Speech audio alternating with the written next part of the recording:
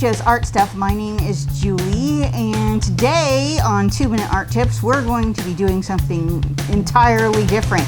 Today I wanted to wish you guys an early happy Mother's Day and introduce you to a couple of people that are pretty special to me in my life. We have actually 3 generations of working artists and Cheap Joe's customers here today. We have my own mom, Carol, and then my daughter, Victoria. Maybe some people don't have this typically, but our family kind of has a legacy of art built within it. We have a long string of women artists that run through my family. It didn't just start with mom here. It started with her mom, Pauline, who was a very, very talented artist. And she was kind of a power woman who was before her time, sort of, I think, in many ways. Now, granted, as you know, if you're a woman and you're an artist, it's a terribly, terribly difficult profession to be in. You know, when you're a woman in the 30s, it was like that as well. So she wasn't a professional artist. She was a hairstylist by trade, but also a powerhouse in that she was her own salon owner and a business owner in the 30s when that was not a thing. But mom had an interesting background where my grandmother was very encouraging of mom's art all throughout. Yeah, and I can say for sure that, like, of the successful happy artists I've met, it comes from a strong background that starts in your home. Yes. You know, and mom has an interesting story about the painting that was in the hallway you were talking about the other day. My mom painted in oil. That was the medium of the day. It was about all that was available. And she set up a painting in our hallway of a seascape and left the palette there, so she would go by whenever she had a minute and add a little something to it, and I'd go by and I would maybe take out what she put in and add something to it. So this was a joint venture, and it emerged as a kind of a happy cooperative accident, and we did joint projects on more than one occasion, one of them which was the nativity scene. Yeah, let's show a picture of it here. A large piece of masonite, and we did the nativity scene on it. We both worked on it day and into the night, as artists often do. It was in our yard for a number of years during Christmas, and eventually we gave it to a church, so heaven only knows where it is now. But And so you had art material available to you largely, you know, like your whole life. And then you went, you did an art correspondence school. The old Draw Me, famous artist school out of Westport, I believe it was, the home base. And you worked at home. And then you sent your assignments off, and they were graded and sent back to you. And eventually you ended up with a diploma in commercial art. And you learn a lot about everything, but when you realize what commercial art is, it may not be as joyful as some avenues of art. So I didn't want to render refrigerators, so I didn't do that. Yeah, but I grew up with your commercial art books. The books, yeah. Yeah, from her art school around, which were heavily process and technique oriented, you know, so it had a lot of step-by-step about how to render, how to break down a complicated form, you know, all that kind of stuff when I was a kid. And I remember they were ginormous books. They were big. They were huge. Yeah. Like, you barely the lift covers them. were this big, and you would, like, you know, open a them. red one, blue one, a yellow one, your primaries. Yep, the primary colors, and they were awesome. I played with those a bunch and would lay on the floor and look at them because they were so huge. But yeah, but then, I mean, art kind of got sidelined for you in a way. Yeah. You know. One has to make a living. Yes. And so I did other things. Yeah. But I painted and drew when I had time. And later on, when I started doing more portraits, I did them in pastel because there was so little cleanup. You could walk away and leave it and you come back and it was as you left it. You didn't have to, your paints wouldn't dry out and your brushes wouldn't get ruined. So you Right. could. And you the could cat wouldn't knock over solvent. Well, they would walk through it, but All the famous was- cats of our family. did that. Did yeah, that, and they'll yeah. have their signature in the paintings as well. So basically, you worked in a law environment for a long, long Yeah. time, and Yeah, and even had a whole series of cartoons that were based on on law. lawyers. Yeah, Law, lawyer speak and terminology and Yes. all that kind of stuff. As many of you know, you guys already know me. Even though it was encouraged in my art, my father didn't think that a career in it was a good plan. He actively discouraged that whole thing, but being that I'm not as great of a listener as I am to talker, I chose to ignore that. So, Starving artist. Here yeah, we are. and here we are. But then we have another generation of budding artists here, which is my daughter Victoria. And she works in, several medias. She's had access to, material her whole life. And granted, her father is an artist as well. So we knew it ran in the genes, but, you never want to like push your kid through, a tunnel that they're not really interested in. But I remember distinctly the first time when I realized this, like, oh, this isn't us just shoving this down her throat. She's actually interested in this. Of course, she had material available to her because I was working for Cheap Joe's long before she was ever born. So she had her little, Crayola, little kid, easel and stuff. And she was working on a painting with, just paper and stuff like this. And she still was in like pull-ups, like little diapers and stuff. And she had been actively engaged with this thing for like 45 minutes, which for a small child was extremely odd. And I remember walking up to her and I was just like, well, is this finished? Are you ready to do something else? And she was just like, no. And I was like, okay. And I was like, well, what do you want to do? And she was just like, hold on.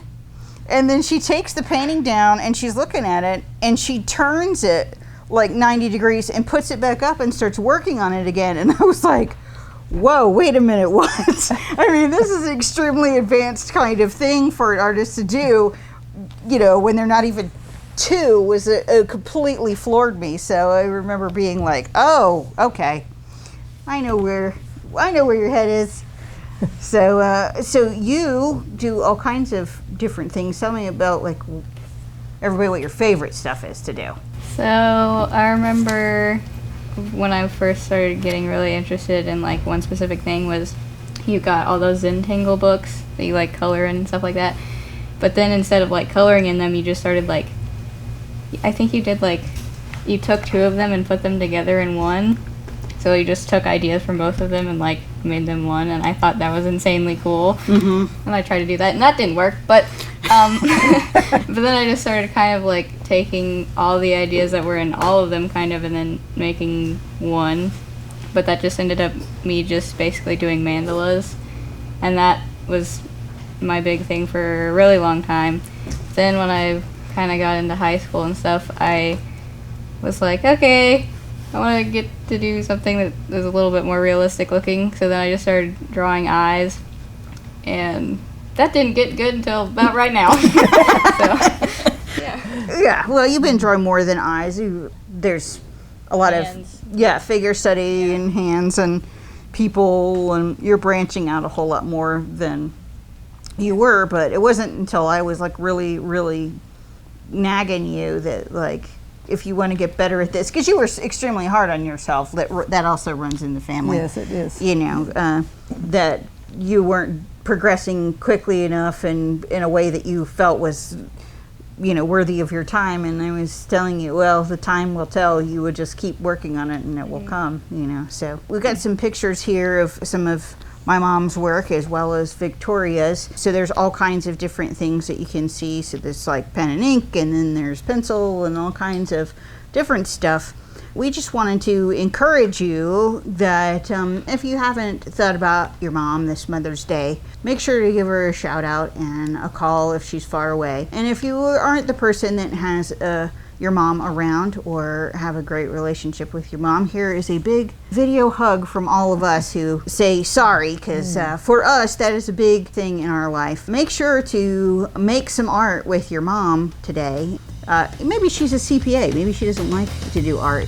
Send her some, because she'll appreciate it and it'll end up on the fridge, even if you're in your 60s. She'll love it anyway, because that's what moms do. Between the three of y'all, which one is the best artist? No, that's not true. We're different. Yes, it's all We're all entirely different. different. Different strengths. I think she has a greater imagination than anybody. I'm kind of a renderer. I probably don't create anything from scratch, just out of my head. I have to have something to look at. I do too. I have a really hard time just like, What did you say? I have a hard time just like doing that, like just creating Pull, things. And I think that's why abstract is hard for me, because I'm just so more rigidly minded that I have to see it. Have you always been like that? Has it always been that the case, or is it? Well, I think it's kind of Or has the it changed? way you grew up. How have you changed with age, from when you were younger to older? Your art, how's it changed? I'm happier with it. And I think with any artist, you look back at what you've done and you're embarrassed to see. Yes. You don't want anybody to see the old stuff. And maybe there's a piece or two now that you're finally proud of, and you can see that. But I think being more willing to let people see what I do, and I can say I am an artist, whereas I do some art sometimes. Now I'm an artist. You ever pull out the old pieces and think, wow, that was really pretty good? Well, I do, in that, considering how little I knew, then 'cause you can't help but go through life and not pick up tools you don't even realize will be tools, and you grow from that, and you can't take a workshop even though you walk out and say, well, you learn something and you'll keep part of that with you. So it's cumulative over time. And some people, like little V over here, was born with a whole suitcase full of yummy information and talents and things that she already understood when she was born, I think, that others of us have had to learn over time. Now, what grade are you in, V? I'm a junior. Junior in high school. Yeah. Do you tend to hang with artists, other artists, or how does that work? How does that dynamic work in high school? I really don't know. Like, the way high school is portrayed in literally everything is completely incorrect. Just throwing that out there. How is it? In what way? I don't know. It's just like the very typical, like, ooh, people leaning up against the lockers and these big old cliques of people. Like, one, none of us touch our lockers. Two, that just kind of doesn't happen. Like, there's a lot of mini cliques. And my clique is very strange because there's a very wide array of, like, diversity in the types of people that we are. So it's not an artist clique, it's a diverse clique with lots of different people in it. Yeah, like politicians and people in theater and biology and all the stuff. So it's like very, very different. And I didn't even get to take an art class till this year because I was so like academics that I was like trying to get that all done. But I finally did get in my first art class, but then like it's Art 1, which everyone kind of has to take, so. Is it boring?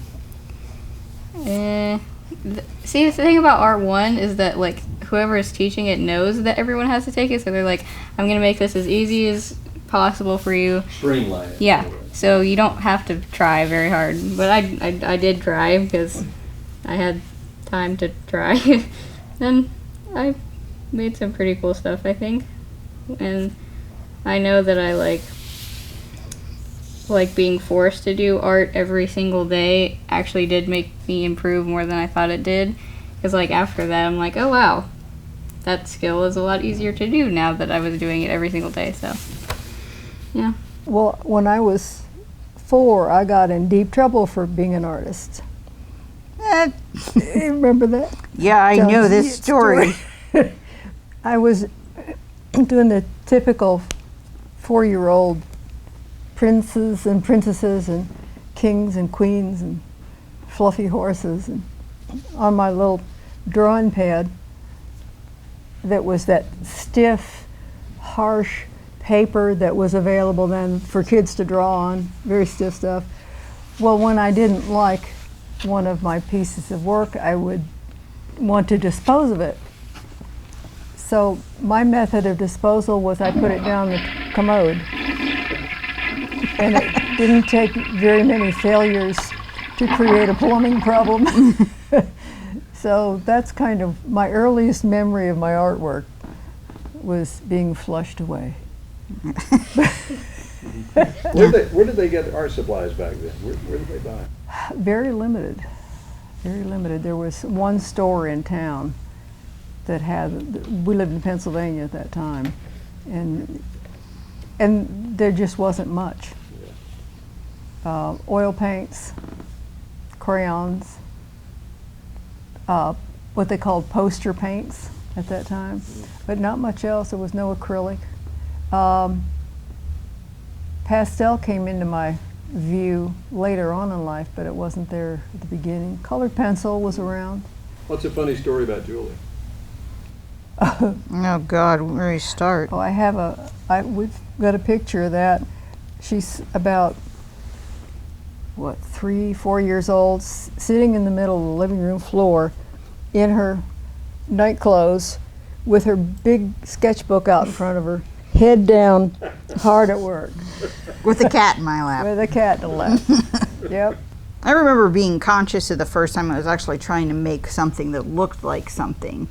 And I was probably about 9 years old, and Mom had an antique pump organ that was one of the bigger features in our house. It was so humongous, floor to ceiling kind of thing, and it had the foot bellows that you would operate and everything. It was extremely ornate, and I was like, I'm going to draw that. And not straight on, of course, I had to take it with some perspective and stuff like that. And I sat there for days with spindles and the keys and the whole deal, and I look at it now and go, oh Lord, 'cause, but when I think about the fact that that was a 9-year-old and this is the first stab at any kind of perspective or anything, I tend to forgive myself because I'm kind of like, hey, Yeah. And then this one, she has always been kind of like more quiet and reserved and stuff like that. So I think her artwork, and she's an only child, so in between reading tons of books, more books than I've ever read in my entire life. She draws a lot. Well, happy Mother's Day. Happy Mother's Day. Happy How about Mother's that? Day.